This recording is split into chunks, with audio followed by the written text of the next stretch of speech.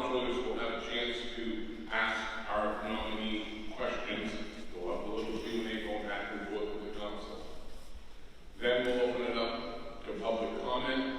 There's a sign-up sheet in the back.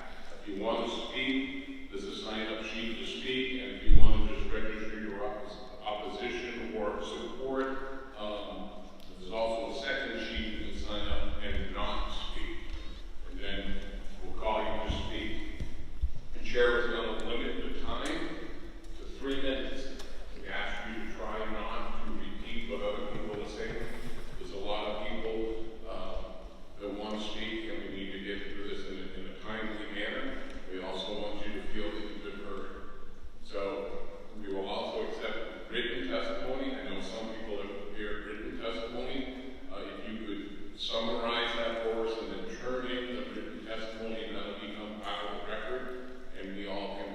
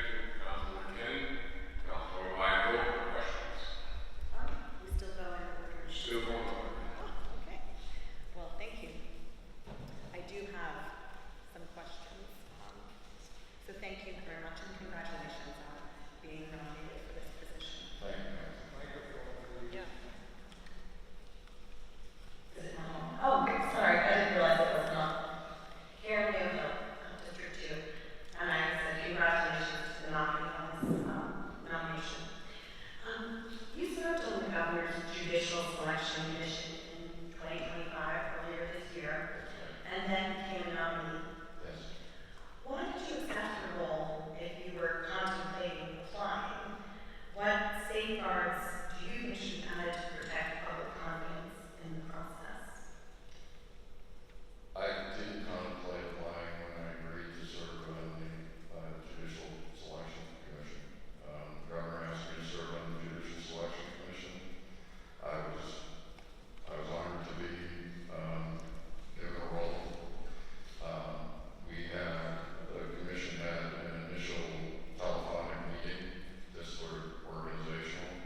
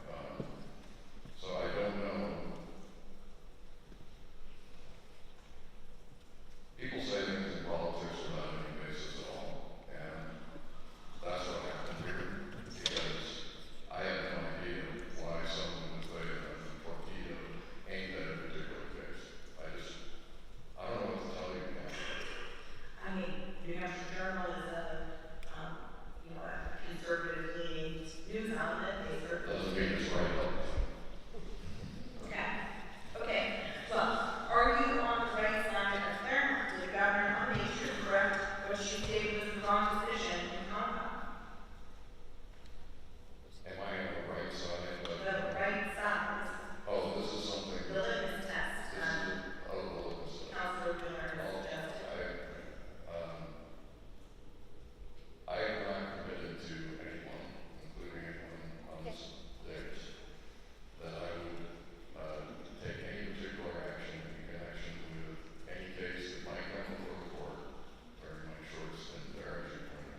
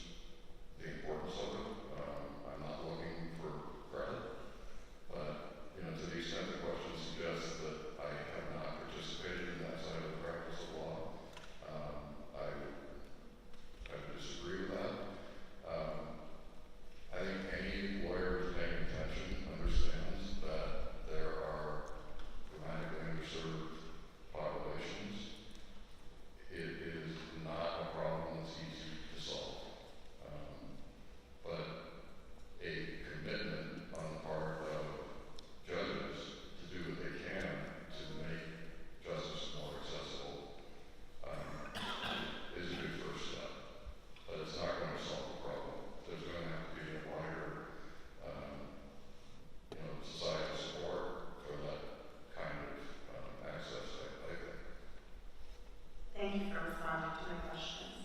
Pleasure, thank you. Thank you, Councilor. Councilor Ann Stevens. Good morning. Good morning. Congratulations, Attorney Gould, Thank you. on your nomination. Microphone.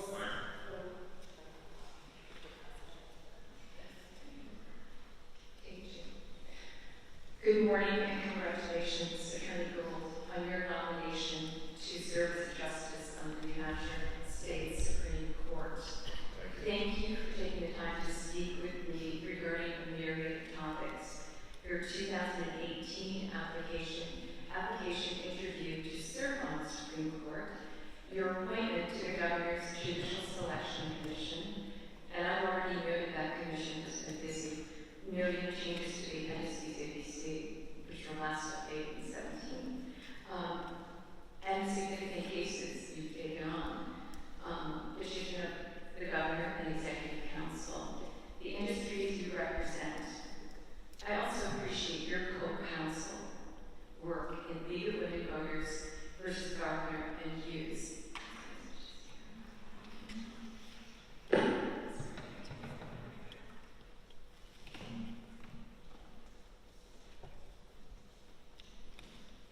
I respect the State Supreme Court Code of Judicial Conduct, Section 4.2a. Will not ask you your opinion, which would result in statements that commit you to cases, controversies, or issues likely to come before the court. So I will refrain from introducing any sort of witness test today. And there have been members on the State Supreme Court who have been politically involved, correct? Oh, yes. I can think of one who served as legal counsel to the state's Democratic Party prior to serving on the Supreme Court, correct? That's true, yes. I And- hadn't thought about that, but that's true. And that individual, that attorney, ascended to being the chief, correct? Yes, and he was a very accomplished lawyer and deserved that position, I thought. Thank you. My first series of questions stem from a multitude of conversations I have had with my constituents and emails and phone calls I've received from around the state. As an attorney testifying before the New Hampshire House and Senate committees, you were required to register as a lobbyist with the New Hampshire Secretary of State's office, correct? That's true, yes. If you appear, if you advocate for a client in the legislature, whether it's talking to legislators or appearing before a committee, and you're paid for that, then by statute you have to register as a lobbyist. That's correct. Thank you. What committees have you testified before?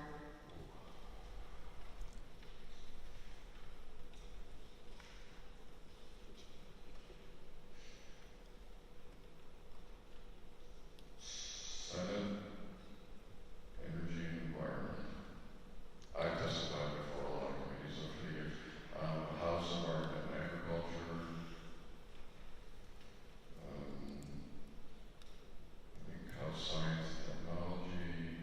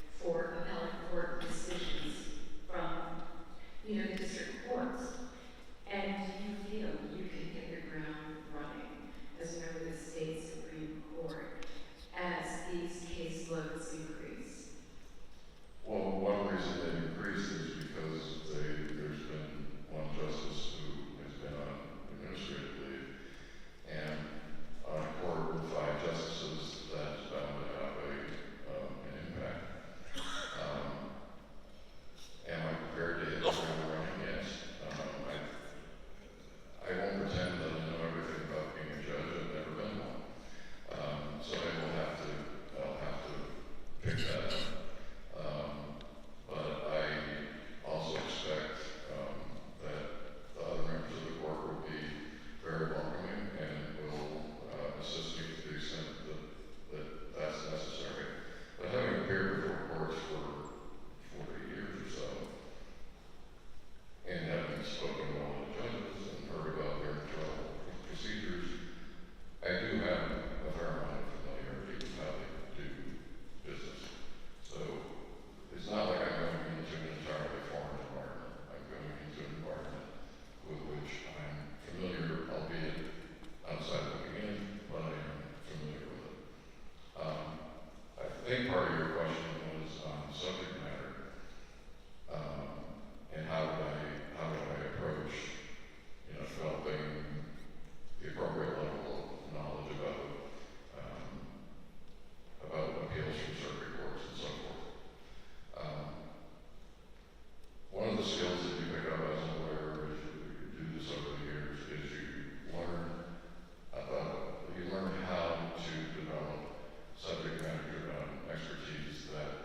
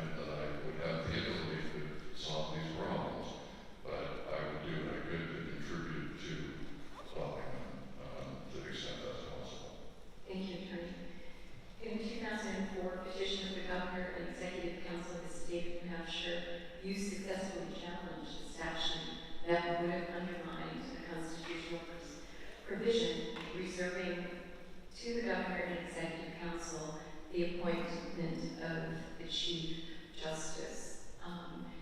The statute, 430, would have allowed 5 years of rotating chief justices. In doing so, you cited 30 prior court opinions demonstrating a strong commitment to stare decisis, the principle that courts should adhere to establish precedent. The New Hampshire State Supreme Court agreed, reasoning that the Constitution explicitly grants the governor and council authority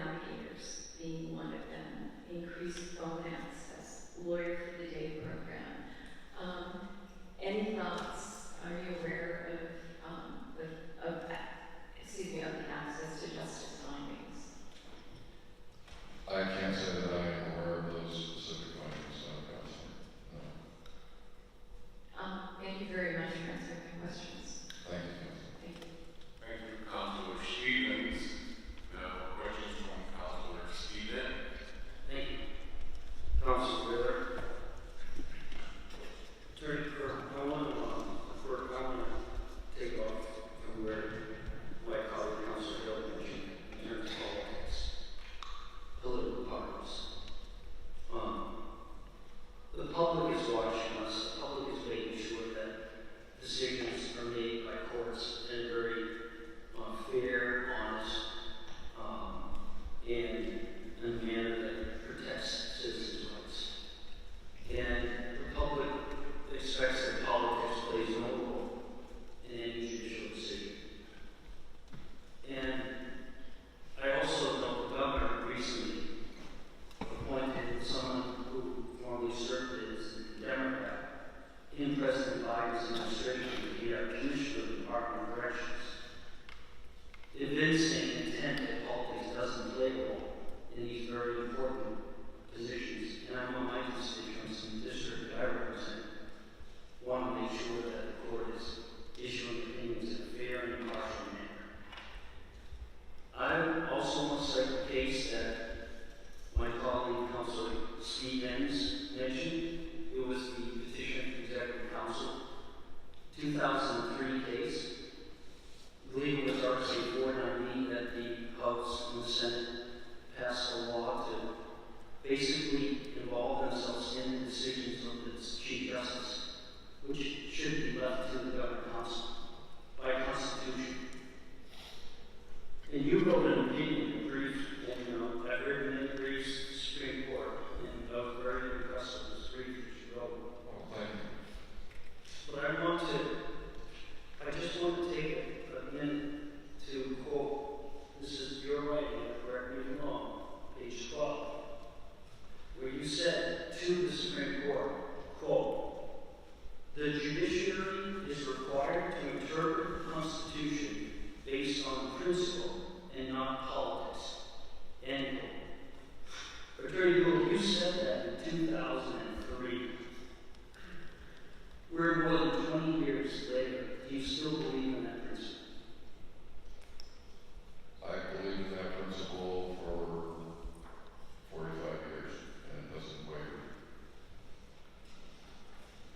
Thank you.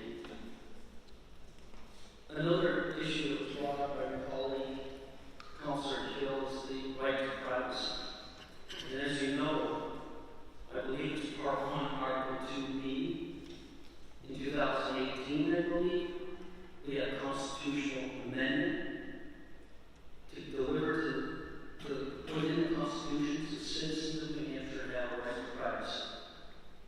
You mentioned that it's not explicit in the U.S. Constitution, Right. but it's explicit in the New Hampshire Constitution. That's right. That I don't believe there's a case, at least in my own estimation, looking at this issue, I don't believe there's a case interpreting that. I don't think so. Can you just maybe guide me on framing your thinking about that particular amendment, how important that is to the citizens of this state to know with data and security and other issues, compromising data, issues that companies selling data. And this is a big issue for the council. We see cybersecurity contracts all the time in the state.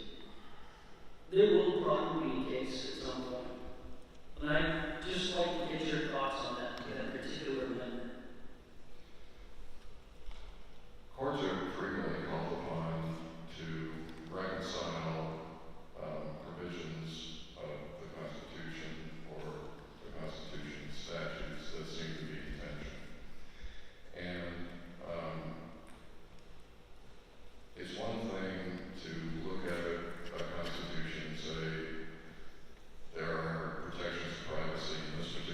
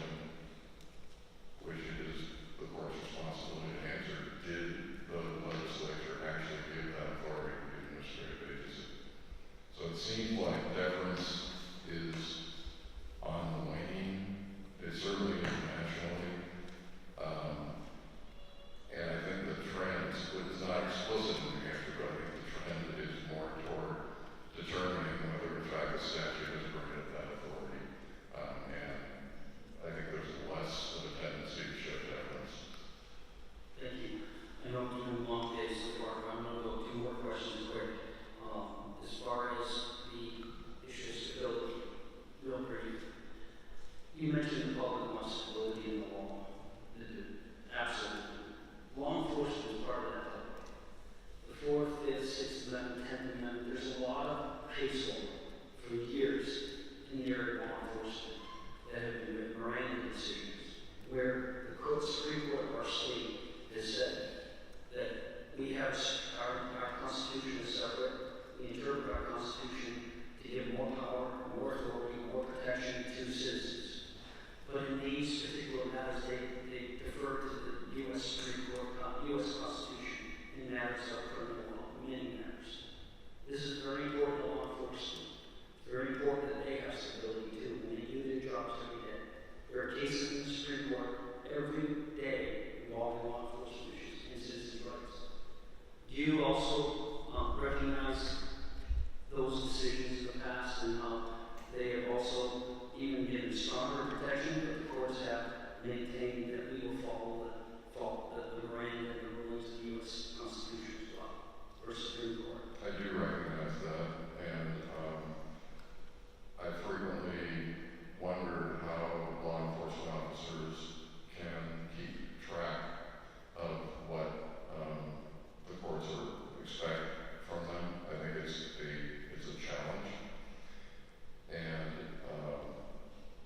that is one factor to take into account in determining whether to expand upon a particular area of law or overrule a particular ruling or modify it some way, because those decisions, and I refer to this in my opening statement, as a lawyer who's practiced for 40 years in the private sector, I see the impacts that these decisions have.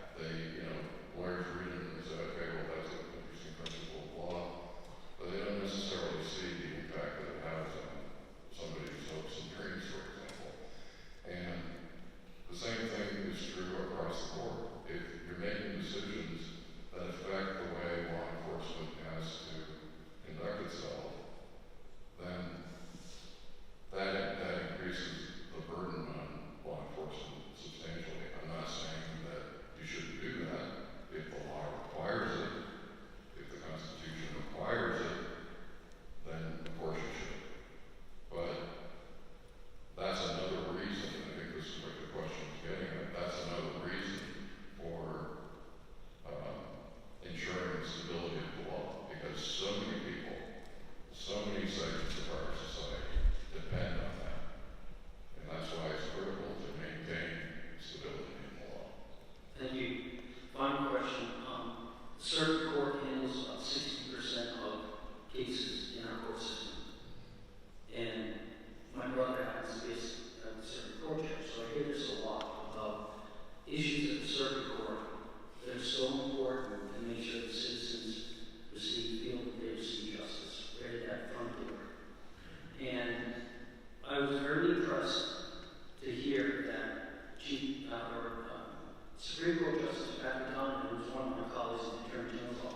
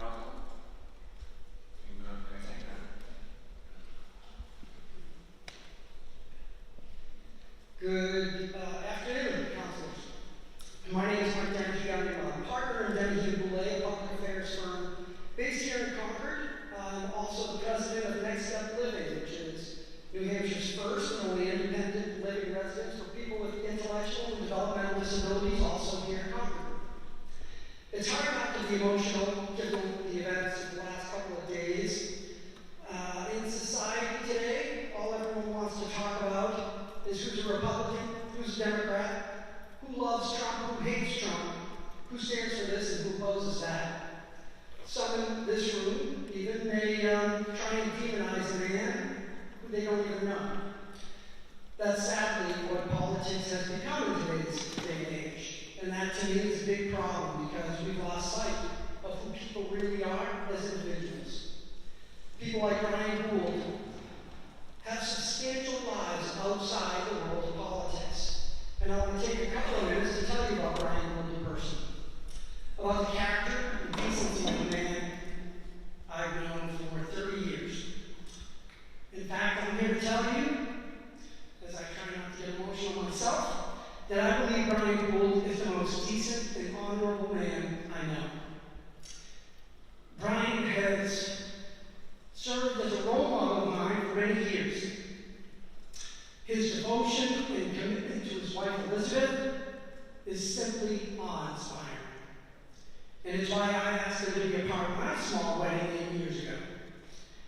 As a loving and dedicated father, he raised 3 boys and a daughter.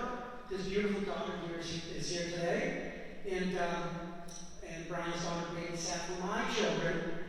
And during all her time with my kids, she showed the incredible love and dedication she received from her parents. His experience as a father is the reason I regularly call on Bryan for advice on my own children.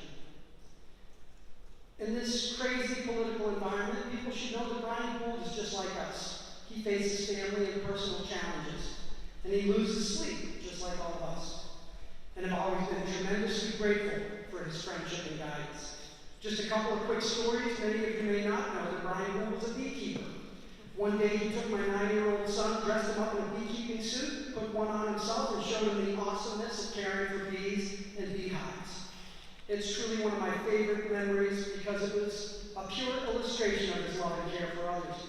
In fact, I told my 86-year-old mother that I was coming here today to speak about Bryan. She said, "Oh, I'll never forget when you showed Aiden about beekeeping." Exactly 2 years ago when I was talking to Bryan about starting a nonprofit organization to build a housing project for people with disabilities here in Concord. He was the first to sign on board. We created Next Step Living, and his law firm, Cleveland Waters and Bass, donated countless hours and working to register our nonprofit and lead the entire zoning and planning effort to the various boards and agencies in Concord. They are the reason we now house 11 people with disabilities here in Concord, New Hampshire. I stand here in support of Bryan Gould. I ask this council at the end of the day, when you contemplate all you've heard, please consider that Bryan's not only eminently qualified for the job of Supreme Court Justice, he's a decent, honorable, caring, compassionate person with a character that is second to none. He'll serve the state with distinction, and we will be a better New Hampshire because of it. Thank you. Thank you. Does the senator want to speak? Do you want to speak? Senator, you want to? Oh, sorry. Yeah. Could you just name names a little more loudly as you're calling them, please? I'll let them name their names. Yeah. Well, good afternoon. I am Senator Howard Burrow, for the record. I appreciate the opportunity to address you today. You know, as I sat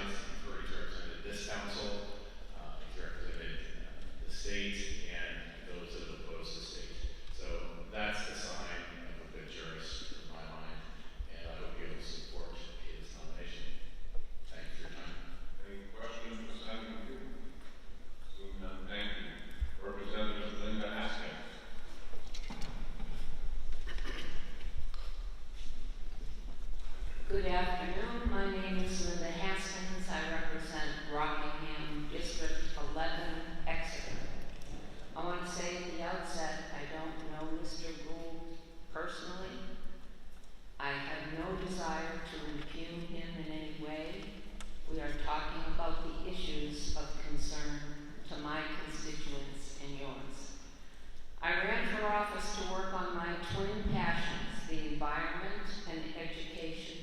I had a 35-year career as a teacher and guidance counselor. I am a proud product of 16 years of public education. I'm here today to raise my strong opposition to Bryan Gould's nomination to the Supreme Court and to implore the Executive Council to oppose Attorney Gould's nomination, and if they do not, I plan to ask the Governor to withdraw his nomination, since I believe it would be injurious to the two issues I have dedicated my life to supporting: public education and environmental stewardship. I sit on the Environment and Ag Committee, where Democrats and Republicans have made common cause to defeat a plan to build an outsized landfill in Dalton, perilously close to a pristine lake. Even the governor is on record as saying it's a bad idea, which she herself opposes. Why then would she nominate the prime lobbyist for Casella Waste Systems to the highest court in New Hampshire? The same man who, on behalf of Casella, is suing the state because the Department of Environmental Services denied the permit for this unnecessary, unhealthy, unwanted project. We also have plenty of evidence from his work on the New Hampshire-Vermont Solid Waste Project, where he was unresponsive to the needs of heavily burdened community and aligned with private industry over the needs of those he was to represent. Maybe he will recuse himself from any landfill decisions, but that is not my only opposition to his nomination. The Supreme Court has determined the way that our state funds public schools by putting the burden on taxpayers while corporate interests get tax breaks for the wealthy, which leaves properly poor towns with woefully underfunded schools. If Bryan Gould sits on the Supreme Court, he will undoubtedly have a role in the Claremont case. Counsel Leah Hill has referenced a comment that this pit is about one case and one case only. It is a torpedo pointed right at the Claremont decision. If Bryan Gould sits on the Supreme Court, his record of ignoring the needs of communities in favor of corporate interests spell disaster for our environment and for the fair funding of our public schools. I urge you to reject his nomination. Thank you. Any questions for Representative? Seeing none, thank you. Representative James Sherman.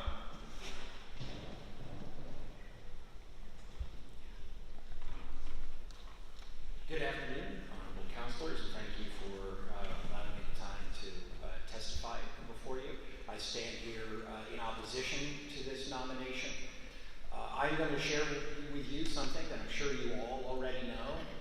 We are not trusted by the public at large. Politicians, public officials are not trusted by our constituents. I'm sure that in your individual districts there are people who like you and find you to be perfectly nice people, and likewise in my district, right? But as a whole, we are not trusted, right? The public perceives that we are here for the primary purpose of advancing our own partisan political interests. This nomination does nothing but reaffirm that perception on the part of the public. When the governor nominates somebody whose primary qualifications are that they worked for years for a political party and that they worked for years for the governor who's nominating them, including on her campaign committee, this simply reaffirms the perception that this is an insider's game. And in fact, it is. I'm especially concerned about the fact that if Mr. Gould is ultimately appointed to the Supreme Court, that we're talking about somebody who, as we've heard, will have to recuse himself on any number of cases. Why on earth would we nominate somebody who is, first of all, perceived correctly as a political insider, and who, on his short time in court, will have to recuse himself from some significant decisions? Mr. Gould referred to the fact that he thinks it's a good thing that the court doesn't have to very often issue blockbuster decisions, but some of these cases from which he will have to recuse himself can't be described in any other terms, right? So I ask you, when you think about this nomination, to think about our constituents. how they perceive this process, their faith in this process, which is deeply shaken for a lot of very good reasons, and ask ourselves whether or not it's possible to find somebody who is equally, probably more qualified, and nowhere near as conflicted in terms of the interests that will require him to recuse himself on a number of really important cases that are likely to come before the court. Thank you. Thank you, Representative. Any questions? Being none. Okay. Lori Occolano.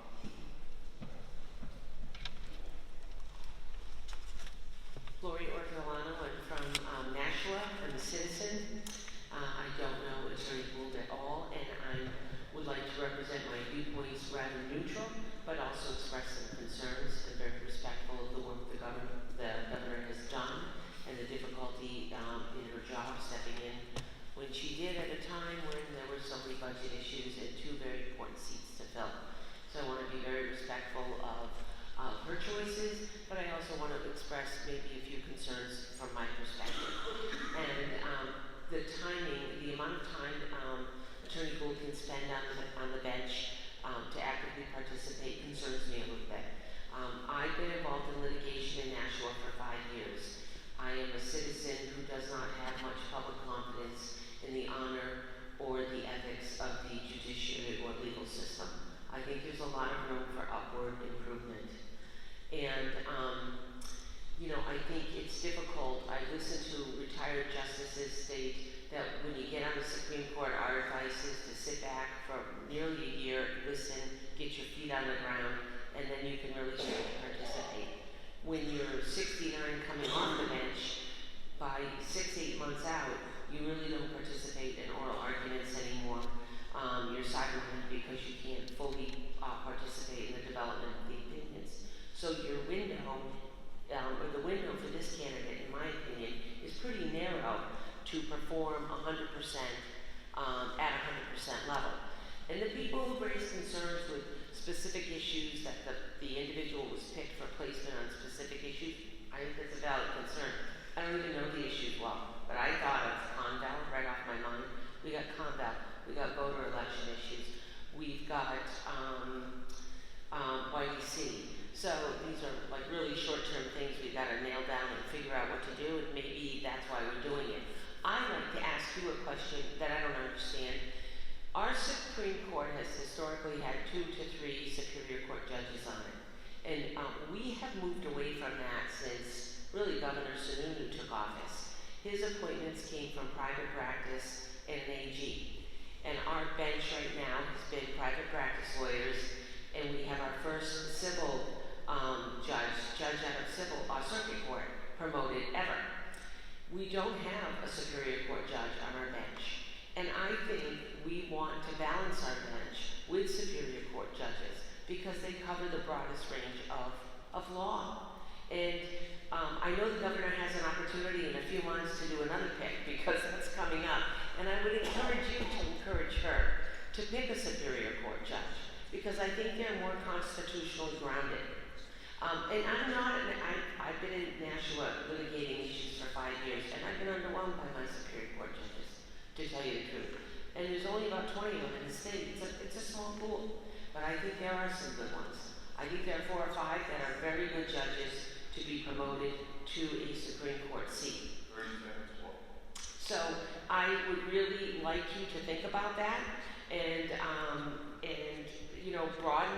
create a broadened bench with more time frame on it, more stability maybe. But again, I'm very respectful of the work the governor has done, and I appreciate you giving me the time. Thank you. Thank you. Was there any other state representative that wanted to testify? Okay, come forward and be your name, please. I'm just going to put this up so that you don't have to say that.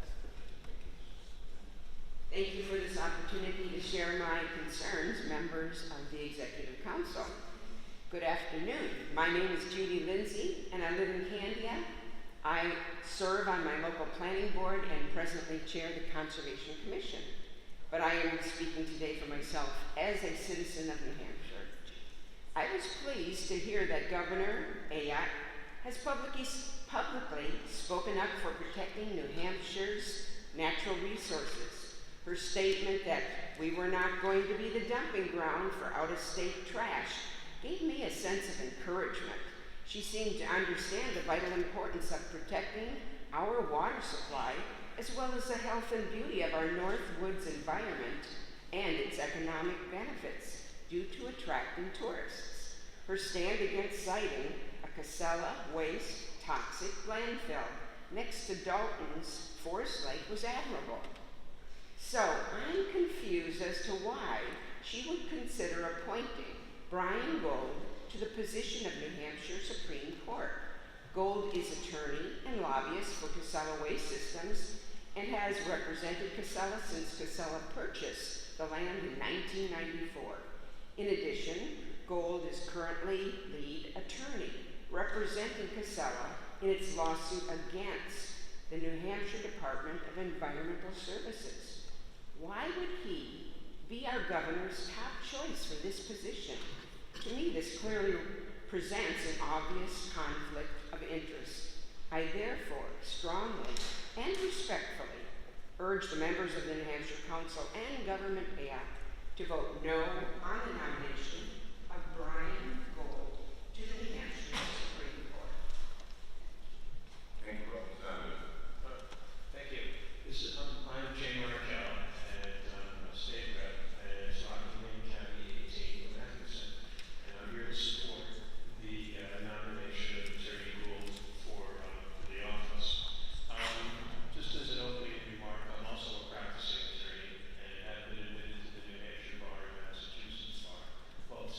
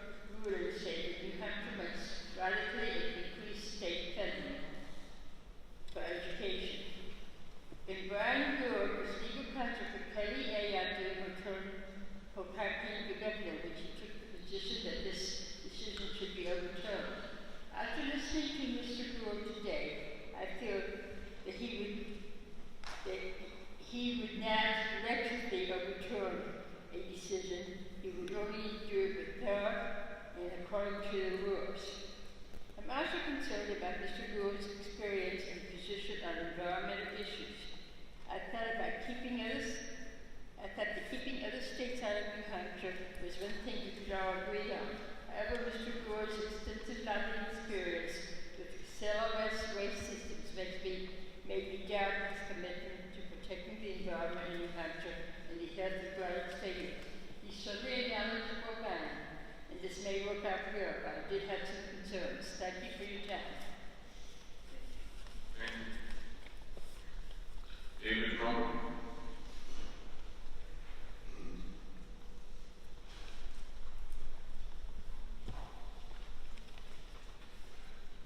Thank you, Executive Council members, for the opportunity to appear. I don't know Mr. Gould, but I do oppose this nomination because I think it will break the faith of the people of our state and our court system. It's crucial not only that the court be fair and impartial, but that it be perceived as fair and impartial.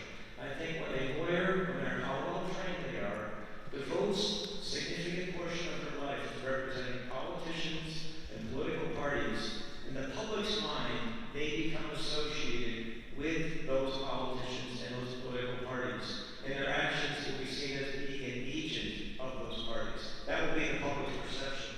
Just last week, the Pew Research Center did its latest report on the public's confidence in the courts of the United States, specifically the U.S. Supreme Court. 86% of people want the court and justices to not bring their political views into their decision making. But only 14% of people in this country think the justices are doing a good or excellent job of that. We cannot let that lack of trust and faith in the court system permeate to the New Hampshire Supreme Court. It is the one branch of government that people in this state see as non-political. The executive branch and the legislative branch are elected, they're political.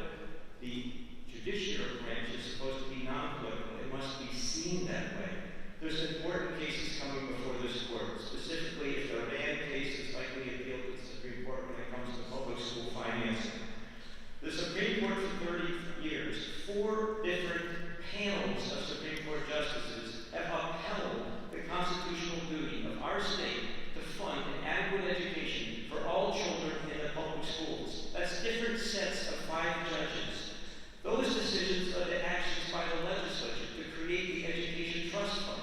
Then, after the Londonderry case, it led to the decision to redefine what it means to have an adequate education. If you go back and look at that piece of legislation, in the purpose section, it was said that we proudly do our job to uphold this constitutional duty. That was the result of a commission report, Democrats and Republicans, House and Senate, and distinguished members of the public working together. We used to, as a state, believe in community, that it was our duty to uphold that aspect of the Constitution. There is now an element in our legislature that doesn't believe that that's true anymore.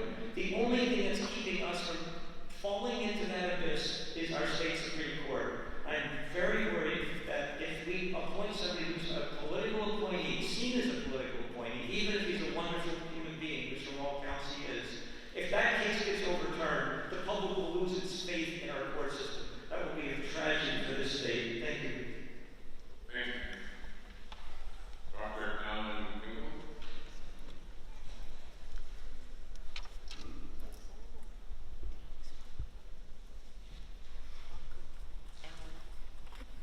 Thank you. Can I bring my testimony up now or not? Sure. Hand that, yeah. Hand it to our administrative assistant, or we'll get it there. Thank you. Adam Finkel, but I answered it at Alan as well. I hope you'll read, it's 4 pages. I don't have nearly time to get through it. I want to emphasize I'm not a lawyer, I'm a scientist and a former government regulator, but I did teach administrative law at University of Pennsylvania for 8 years. I had a law review article that was written right around the time of Justice Breyer's confirmation to the Supreme Court, and it was cited by both opponents and supporters of Judge Breyer. There's a line between zealous representation of private clients in civil and regulatory matters versus victimizing citizens and government agencies.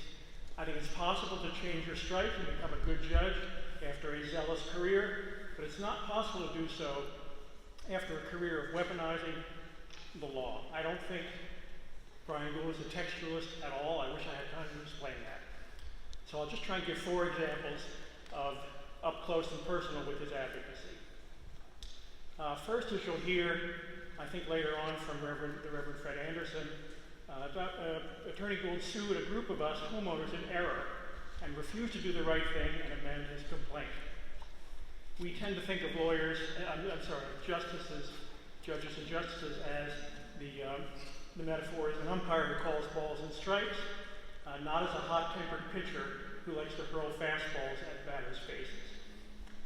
Secondly, he's always fought against the basic American legal concept that New Hampshire citizens most harmed by his client should have standing to sue or appeal or even be heard in public. And I talk in my testimony about a 2023 case where he argued that the Conservation Law Foundation's members who live within a few hundred yards of the Bethlehem landfill shouldn't be allowed to oppose the expansion because, quote, they only rely on predictions of future harm. The Supreme Court disagreed with that, thankfully. A judge or justice should not have a history of exploiting loopholes in the law or trying unsuccessfully to bar the courthouse door or the voting booth from those most harmed. Third, he tried and failed in the Supreme Court to warp the New Hampshire law limiting new landfills to those that fulfill a need, and then he tried to force his rejected interpretation onto DES. It's a complicated case, but the court did not agree with his opponent or with him, and then his firm wrote a letter basically telling DES what the right interpretation was. In that letter, he claimed that 2034 would bring, quote, the anticipated closure of the waste management landfill in Rochester. That was not true. We all know that that landfill will be filing for a routine expansion in a few years and has capacity to about 2056 or more. So it's basically tell the state agency you really won a case that you lost, and then scare them with easily disproven falsehoods about a need for your client's project. Not a good look for a putative member of the High Court. And fourth, he wrote a stealth piece of legislation that ran roughshod over science and local control. Representative Kelly Potenza and I had an op-ed in the Union later yesterday about that project. So to finish, I would commend to your attention an email that's in the packet from the Republican-appointed Deputy Commissioner of DES a couple years ago, Mark Sanborn, who wrote that he has concerns about being directed by Bryan on the rulemaking that DES was working on.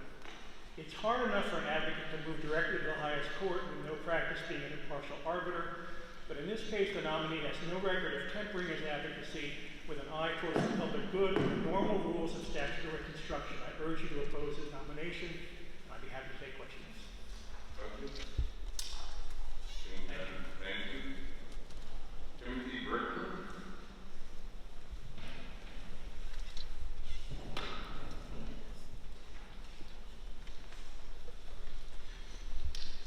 Good afternoon, members of the council.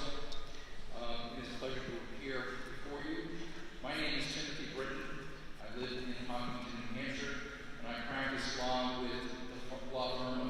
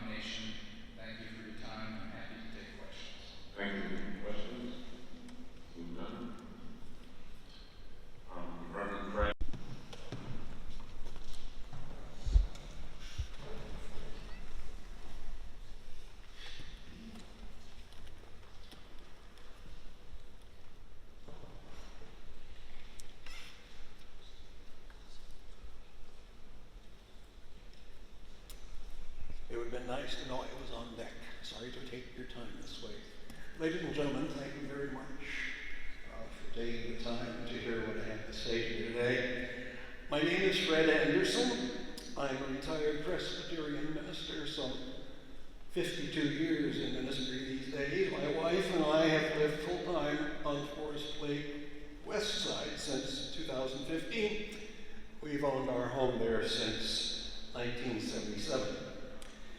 In 2019, shortly after I retired, I was asked to serve as president of the Forest Lake Association, a volunteer group of neighbors who care for the park, the lake, and especially the beach when the geese are around.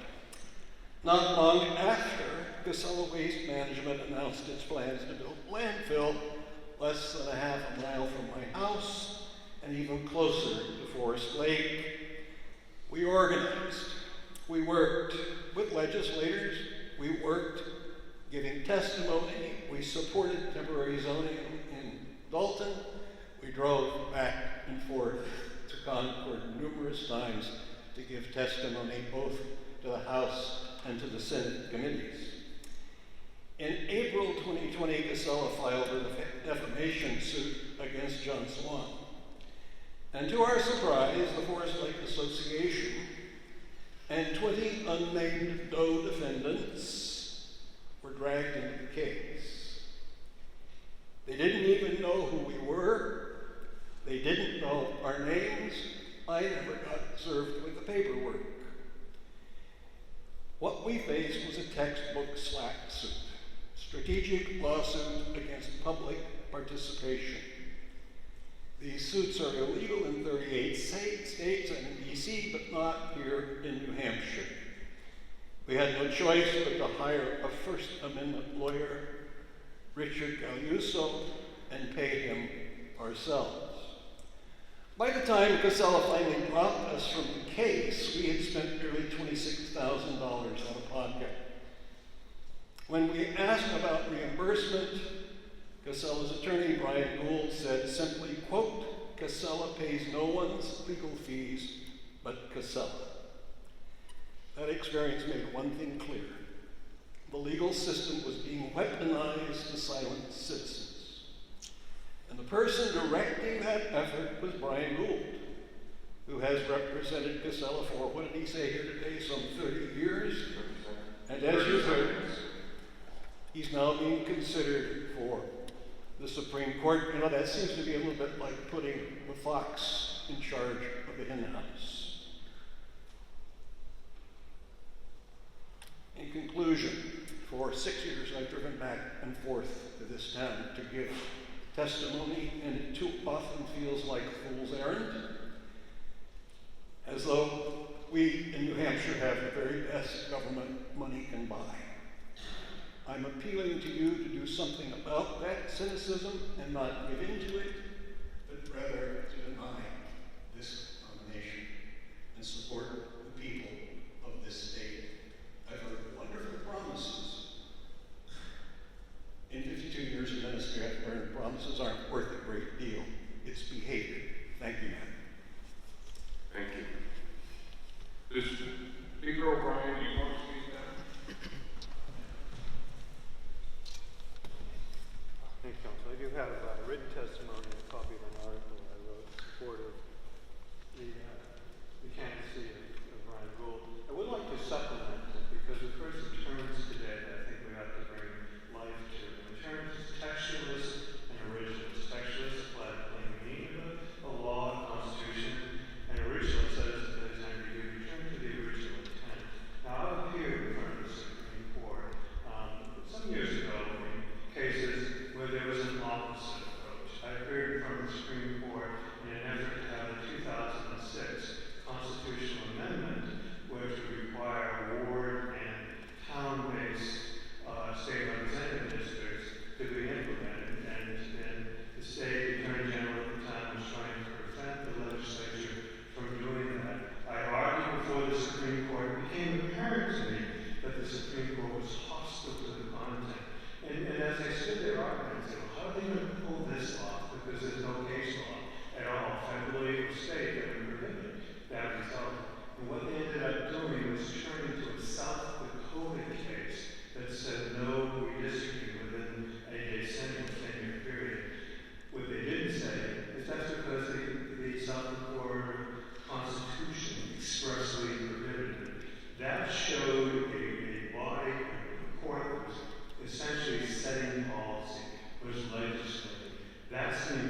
it's a pattern. Candidates who put on the Supreme Court were saying, that'll be a text to this. Text doesn't provide for something that I'm going to provide. There's no original intent. I saw it again standing in front of the New Hampshire Supreme Court when we were trying to implement a provision, again about 20 years ago, of the no fixed traffic ticketing law. It had been violated by the department.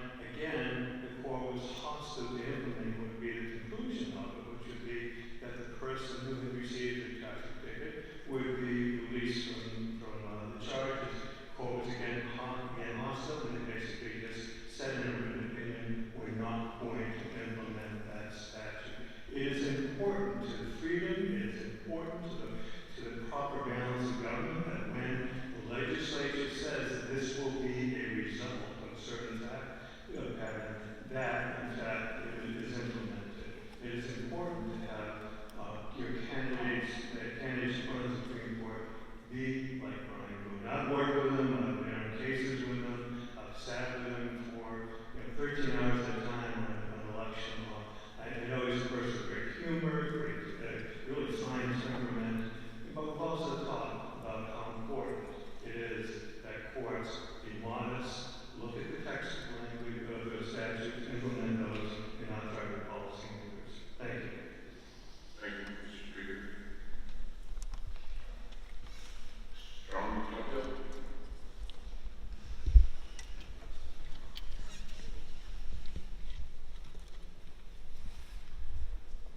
Good afternoon. Thank you, councilors. Appreciate this opportunity. I'm John Tuttle from Ackworth, New Hampshire, in Sullivan County, and have long experience with solid waste. I was a representative from the town of Ackworth in the Sullivan County Regional Refuse Disposal District in the 80s and the 90s. During some of that period, Mr. Gould represented what was known then as the New Hampshire Vermont Solid Waste Project, which was comprised of 2 solid waste districts. In Vermont and New Hampshire, there was a considerable amount of litigation during that period, and I must say that given that experience, I could not support the governor's nomination of this nominee, and I would strongly urge executive councilors to do likewise and to not support the nomination. It would be my hope that we would have the next member of the New Hampshire Supreme Court be somebody who had not been active in partisan politics across the course of his career. In the question earlier this morning, someone was asking the nominee what cases he was currently actively involved with, and he mentioned 2 appeals before the Waste Management Council and also 1 case at the Superior Court related to one of those appeals. There is another case also related to the second appeal, which involves directly Sullivan County, particularly the city of Claremont, where there is a pending case in Superior Court challenging a land use decision in Claremont for a solid waste facility. And I think that it's important the council know that that case is still pending, and has been since 2022. And I think if somebody were to look at the filings in that case, you would see quickly we're getting into issues of local control versus state preemption, which is an extraordinarily important issue for us in Sullivan County. People are well aware of this ongoing controversy.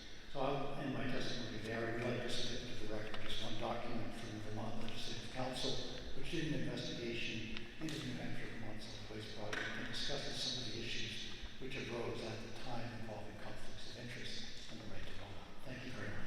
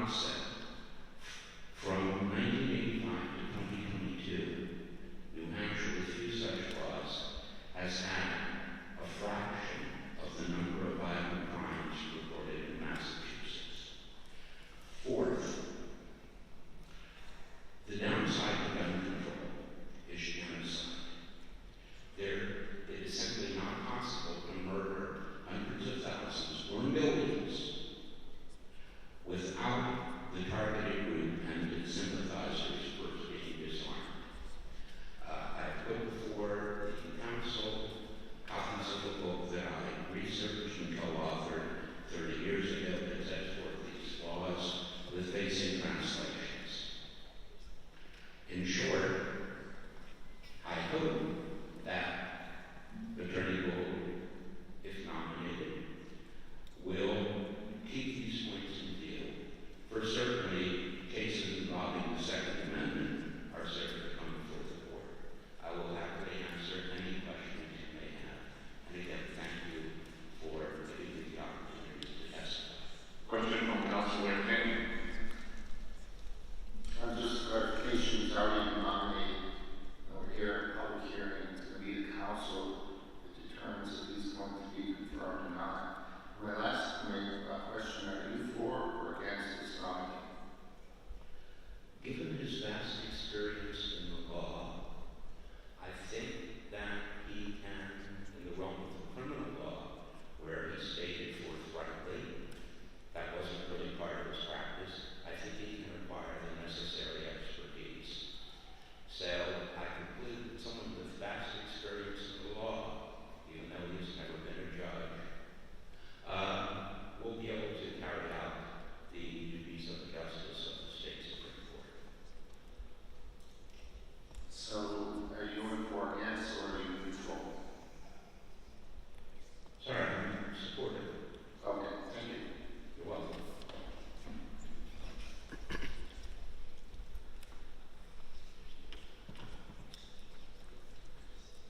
I think Gila Westheim. Thank you. Good afternoon, honorable councilors. My name is Eva Westheimer, and I am the Northern Region League organizer with Slingshot. Slingshot is an environmental health and justice organization, and we work alongside communities most impacted by environmental threats here in New Hampshire. We believe everyone deserves the right to breathe clean air, drink clean water, and live in healthy, vibrant communities, which is why we are sharing comments in opposition of the nomination of Bryan Gould for New Hampshire Supreme Court. As you all have already heard numerous times today, Bryan Gould has represented over decades waste management corporations that are from out of state. There's a clear conflict of interest in Mr. Gould's ability to carry out the duties of a Supreme Court justice when he has consistently represented out-of-state corporate interests, not the best interests of New Hampshire residents, nor the state of New Hampshire. I hope you will take these comments into consideration while weighing if Mr. Gould is a good fit for the New Hampshire Supreme Court. Thank you. Thank you.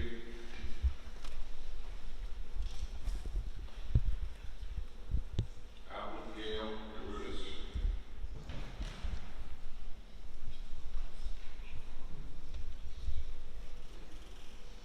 Good afternoon, members of the Executive Council. My name is Abby Sykes Carudis, and I'm a shareholder and director of Cleveland Waters and Mass.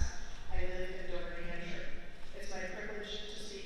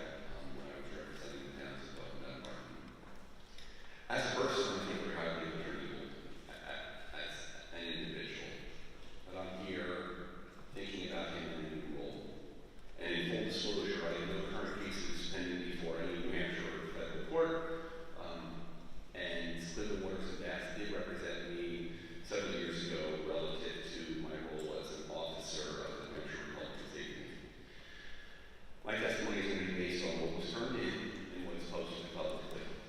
From the Cleveland Reporter's Best website, it reads, Bryan has over 35 years of experience in civil litigation. Bryan's practice includes the areas of commercial litigation, appellate litigation, state and federal constitutional law, municipal law, land use law, election law, and environmental law.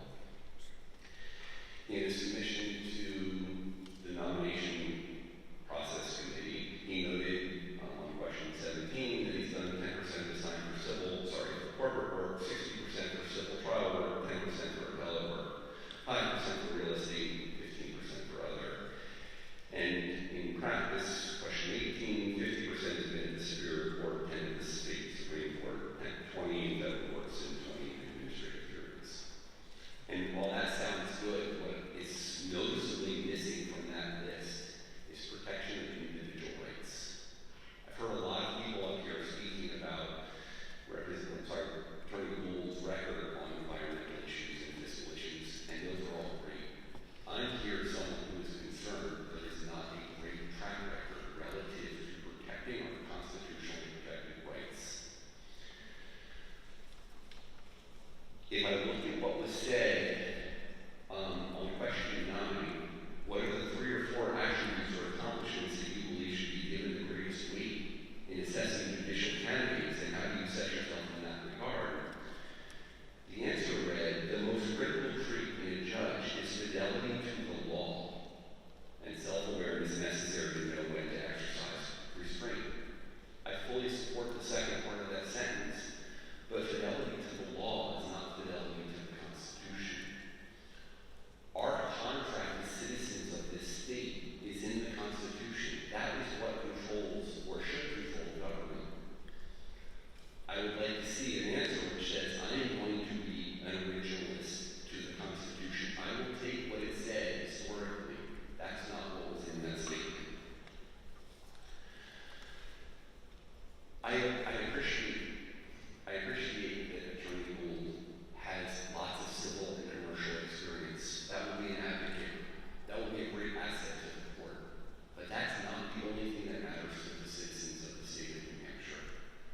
As someone who has stood before that court in a pro se case last year, bringing up something that was a violation level driving offense, our constitutionally protected freedoms should be at the top of the list. Making sure that Attorney Gould is a constitutionalist and someone who interprets the Constitution as if it was written historically is the most important thing that he can bring to the court. I would ask that he take that into account if he is accepted. Thank you. And a question from Councilman Kennedy. So I'm hearing that you're opposed to the nominee. I am neutral on the nominee. I see great experience when it comes to civil. I don't see the depth in his own stated words for the thing that trumps all civil court cases. Civil and commercial are great, but our constitutionally protected rights trump those, and there's not much depth there. Can he learn it? This was brought up earlier. I believe he can, but that's going to be it's an important element of the decision. Further questions? We're good? Yes? Okay. Robert Eason, Commissioner. I waive my time except to say hello to my former colleague, John Stevens. Okay.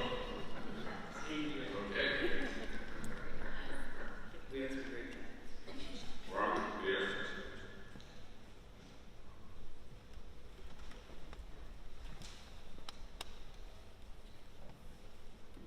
Good afternoon, and thank you for the chance to be here. My name is Bob Best, or Robert Best. I'm an attorney at Sullivan & Hollis and a partner there. And I've known Bryan for 10, 12, 14, I don't know how many years. It's been a while. I remember meeting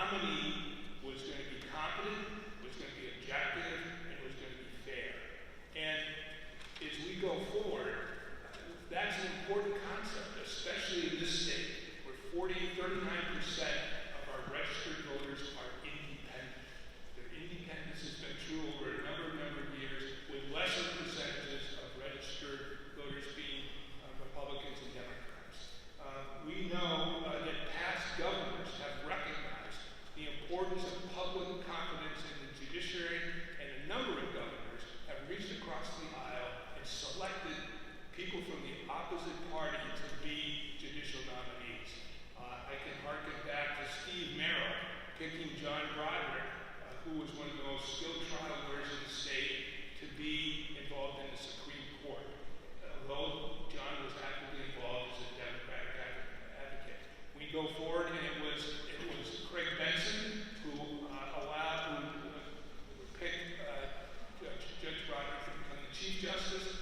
Going forward, we also know that it was Judge Lynch who picked Jim Bassett to be a Supreme Court judge, even though Jim had ran as a Republican in an electoral race before that. My takeaway from this is that this 2025 select committee, which was not bipartisan, and this nominee, if approved, who will be the 5th Republican member of the New Hampshire Supreme Court, does not ensure public confidence. And that's the reason why I urge you to reject this nominee. Thank you very much for allowing me this opportunity, and thank you for your public service to the state. It's very valuable. Thank you. Question from Councilor Kennedy, please. Would you answer a question? I just want to thank you. I'm sorry. First of all, thank you for your service to the state of New Hampshire. It's very impressive. It's the best job I've had. So the last previous 2 years, you had 28 nominations to the various court levels.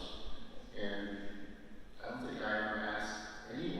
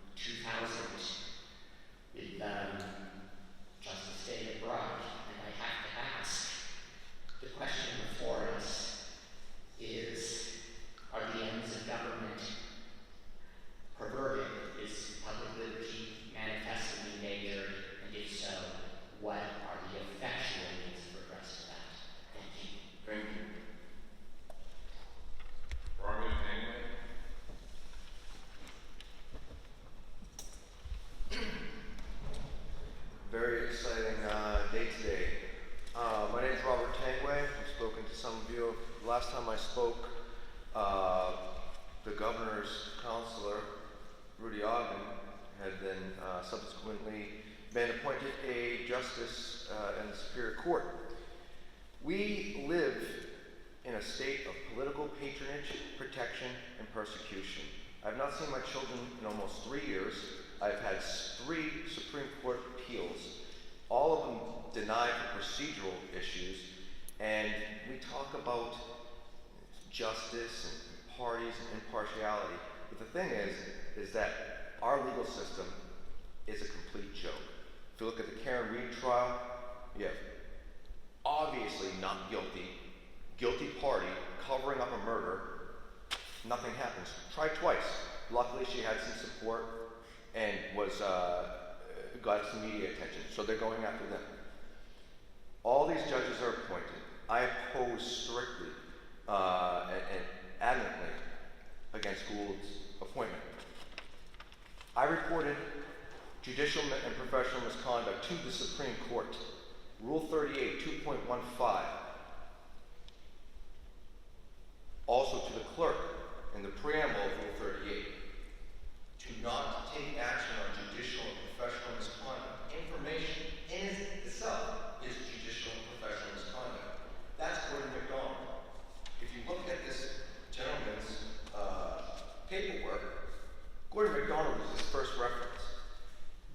I'd also like to remind you of in 2018, or 19 I believe, sorry, Gordon MacDonald was not appointed. We voted against it. Then he was brought back in on party lines. Same time that Mr. Gould was not appointed as a judge. He's never been a judge. He fights for his clients. Clients. Our laws, our Constitution is interpreted by a appointed group, not elected, and they're appointed. No one asked Mr. Gould why he wants to be a justice, and that's obvious. More power, protect the power. The laws are made to protect the elite. I object to any time. Article 10 of the New Hampshire Constitution, right of revolution. I've gone to the Supreme Court 3 times. Again, I have not seen my children. They do not follow the Constitution, they do not follow the rules. So, he has zero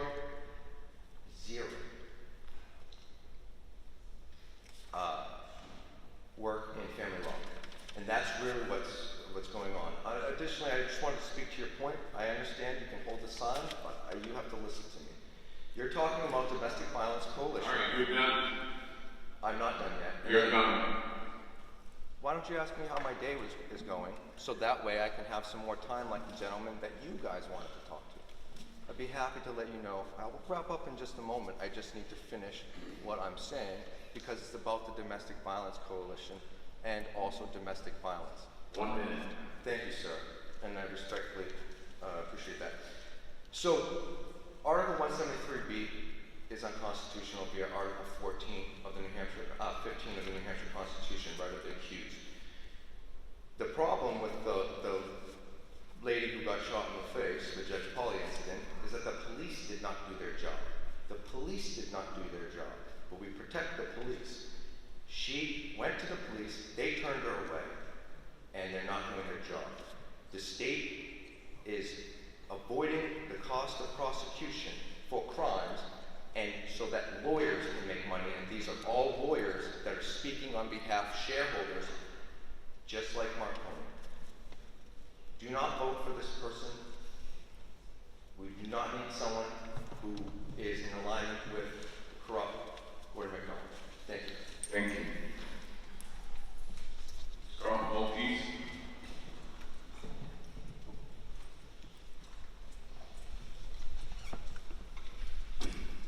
Thank you, and I know everybody's starving, so I'll try to be brief. We've been number dropping. I think I've known Bryan maybe 35 years now. And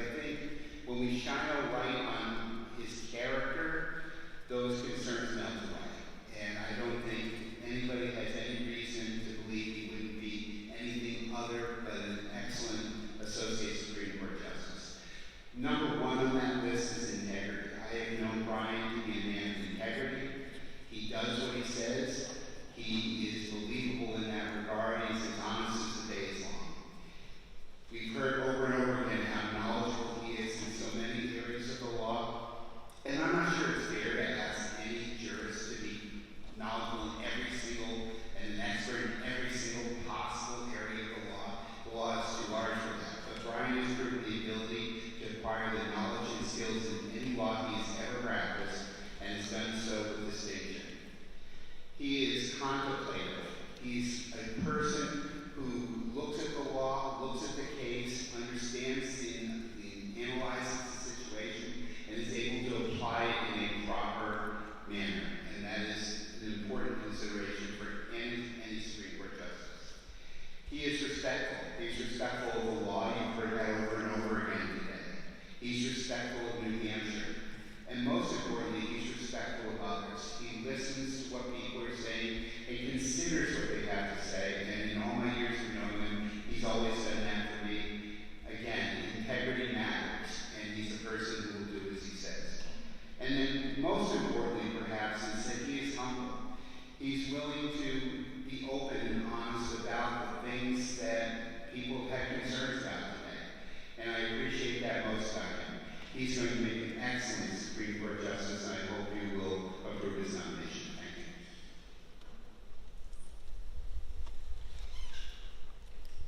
Mark Brady.